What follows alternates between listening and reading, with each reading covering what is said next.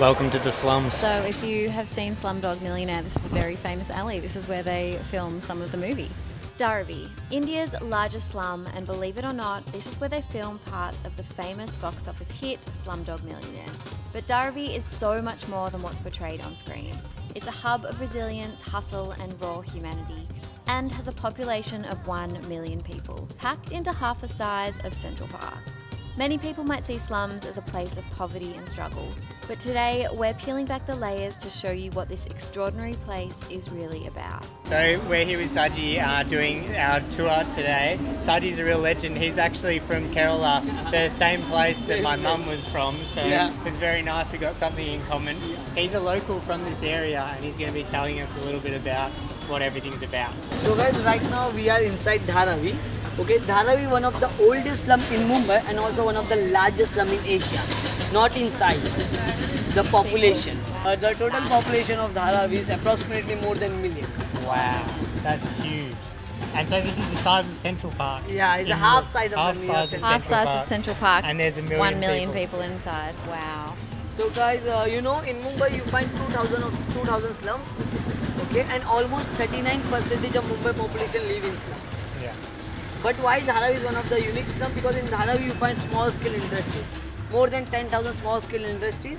The major business in Dharavi just like plastic recycling, garment making, food making, leather making, and many more. We'll see on the tour. It's hard to wrap your head around. Dharavi isn't just surviving, it's thriving in its own way. Yeah. You know guys, in slum we generate the annual turnover, production of all the business is around $665 million. Wow. That's crazy. $65 Just million. in Dharavi? In or Dharavi. Just in Dharavi? Just in Dharavi. This isn't just a neighbourhood, it's a full-blown recycling empire. About 80% of Mumbai's plastic waste ends up here to be transformed into reusable goods. It's not glamorous work, it's tough, gritty and relentless, but it's crucial for the city. You're living with your family as well, right? Yeah, I'm living with And how many people are you living with? in my family we have 4 siblings. Yeah. 3 are the older and I am a younger boy. Oh, you're the youngest out of everyone. Yeah, I'm So a younger. the most loved. Yeah, most of, yeah. I'm very mama's boy. Yeah. And 3 are the older, or all three get married also. Yeah. And we live together, joint Together. Beautiful. So right now we're in the industrial area of Dharavi, and we're just going to get shown around here. But they make a whole lot of stuff over here. So a lot of the metal's recycled, a lot of other things are recycled in this place, and it's a big export of the area. So come check it out. See, everything has a second use over here. And then they sell 1 kilo bag is 60 rupees only. So people go and collect these bags and then sell them to these guys for the sorting for 60 rupees. There's a lot of men here, Abby just noticed, and the reason why is because lots of the men come and work in Mumbai and they leave the families at home and send the money back. He was also saying that when they come and work, they can't afford to rent a house and rent a place to stay because it's very expensive, and the amount people are getting paid is quite low, right? So they actually sleep in here. Is that right? Yeah. People they work here and they sleep here. They work and sleep in the same spot, and they're working 13 to 14 hours a day. Yeah. Long days. Long days.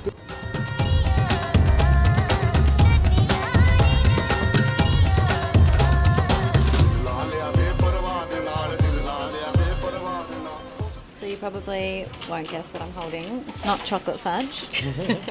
It's in fact recycled soap.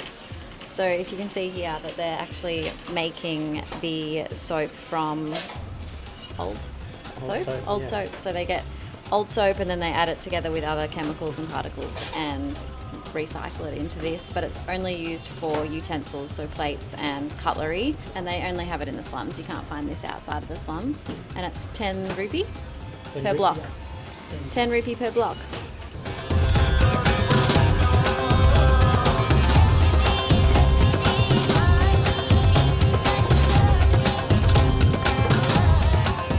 So the first is the plastic, the recycled plastic, and then we just saw the soap, recycled soap before, and now we're in a shop making garments. 500 to 600 t-shirts.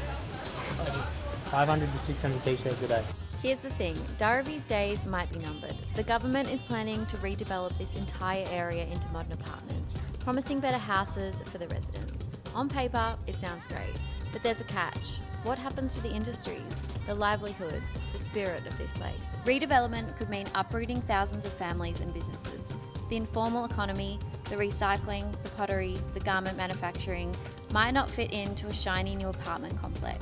And let's be honest, will these promises of better living conditions actually come through?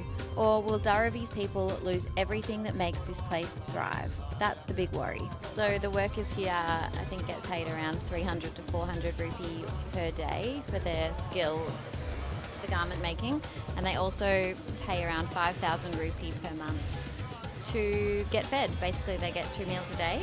The water in a day is just 2 hours. Yeah. 2 hours in a day we get a water. Electricity we get is 24 hours, and you see this? This is all like hanging electric wire. Wow, that's crazy.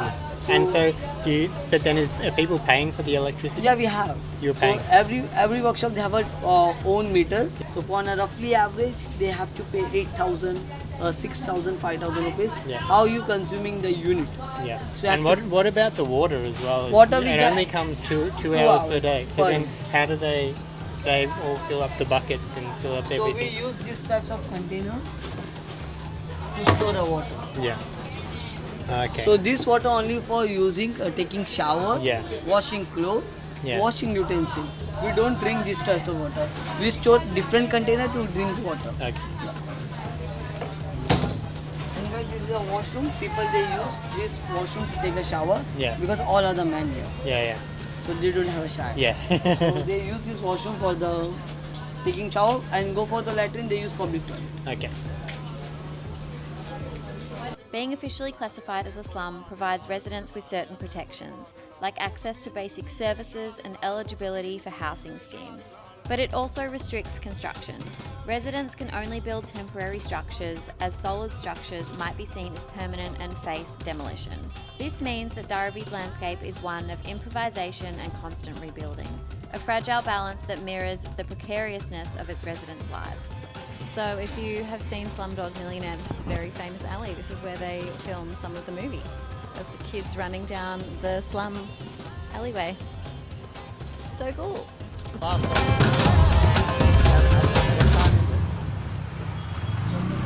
I want to know, was there anything tough about growing up in Dharavi? In Dharavi, it's Yeah. too tough to growing up. Yeah, is it?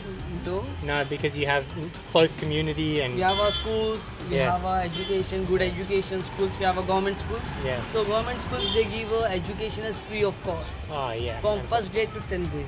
fantastic. So we get the free education, free books, free bags, uniforms. Awesome. Yeah. And then you were saying before, which I thought was awesome, is that you guys all celebrate all of your days together, and all the people of Dharavi celebrate together. Celebrate together, The big yeah. celebration. Big celebration. Yeah. For example, we have one famous festival in Mumbai. It's called Ganesh Chaturthi. Yeah. So people they make a group and they celebrate the Ganesh Chaturthi. For example, in Muslim we have one Diwa. It's called Diwali? No, Oh. Bakra Eid. Eid. So we Eid, celebrate yeah. it together. In Diwali they celebrate together. Yeah. So the Dharavi is one of the diverse community. Yeah. Hindu, Muslim religion, from all Christian, Buddhism, Yeah. from all faith live side by side very peacefully, and they enjoy the festival also. And is that your favorite part of Dharavi? My favorite part of the Dharavi, all part of Dharavi is my favorite because in different part of the Dharavi you find different businesses. Yeah. You find some industrial area, you find businesses Yeah. just like plastic, they making cutting plastics, garments. Yeah. In Kumbhara you see that they making a pottery business. Yeah. Every part of the Dharavi is my favorite. Yeah, okay. Because I born in here, so all things is my favorite. Yeah. Fantastic. If Dharavi stands for one thing, it's community. It's a melting pot where diversity isn't just tolerated, it's celebrated. Walk through its streets and you'll hear a dozen languages, see countless traditions, and feel an undeniable energy. A reminder that unity thrives here despite the odds. 1,000 to 3,000 families run the one business. Here girls and women also work. Yeah. So what they do designs on a pot. They some colors, Yeah. any design, any handmade craft they make it. Yeah, wow. And how long has the business been going for? How long are these businesses going for in Dharavi? Do you think? My age is 22. Yeah. My dad is 54. Yeah, yeah. Longer. Longer. More generations. Really? Wow. So as I said, it's a family business. Yeah. So in family business, the generation gets changed by change. Yeah. How long has Dharavi been around for? Dharavi start from in 80s times. Open land over there. Yeah. Government they said, come and make your house. Yeah. And that's how In it's... 80s times. Wow. That's crazy. It's a long time ago. In previous time, in 80s or 90s time, right now people also they think slum is not good. Yeah. Slum is very dangerous, not safe. That's Yeah. the reason we do these types of tour to remove all the negative image of the slums. Yeah. In 80s or 90s time, most of the gangster people they live in Mumbai. Yeah. And less people also live in Dharavi. So right now people they think that any gangster they live in Dharavi maybe, but it's not true because Mumbai police are very strict and poor. Yeah. And people here they work daily, Yeah. they make money and they live very happily with their family. Yeah. And it's a thriving community, right? You Yeah. know, tight community. You're Dark- saying these guys who are doing the pottery, Yeah. 1,000 to 3,000 families working Yeah. together and creating. Creating, Right? yeah. That's fantastic. So that's the reason Dharavi generate $665 million in annually. Yeah. $665 million Yeah. Dharavi generates annually. That is wild for Right. half the size of the New York Central. New York's yeah, New York bigger Central Park. Central Park. That is wild. And is there anything else that you would like to say? Because I think it's important to share about the touring. It's a bit controversial. The people, you know, some people don't like having the tours, and some people do. Does it help the community having the tours? And what do you think?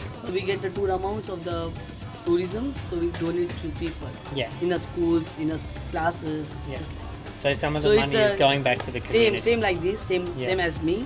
Yeah. So as I said, previous time I don't know how to learn English. Yeah. So they helped me. They helped you. With the help of the money, they helped me to learn English. I still learning, so they helped me a lot. Oh, okay. Yeah. So then they're training people up, they're educating people Yeah. while doing these tours, and lots of the money goes back to the community. Yeah. I think it's very important for people to know. Dharavi is raw, it's gritty, and it's real. It's not perfect and it's not easy, but it's a place where life refuses to give up. As we think about its future, we need to ask, what do we really value? Convenience and progress? Or the spirit of a place like Dharavi that's built on the resilience and grit of its people? And is there anything else you want to share about Dharavi? Anything that you would want to say about Dharavi to people, let people know about? So guys, you think Dharavi is not safe, but Dharavi is generally safe. Yeah, You've been in Dharavi, so what do you very feel? safe, very safe. And I hope you enjoyed the tour. Yeah, enjoyed it thoroughly. I really appreciate it. Thank you so much.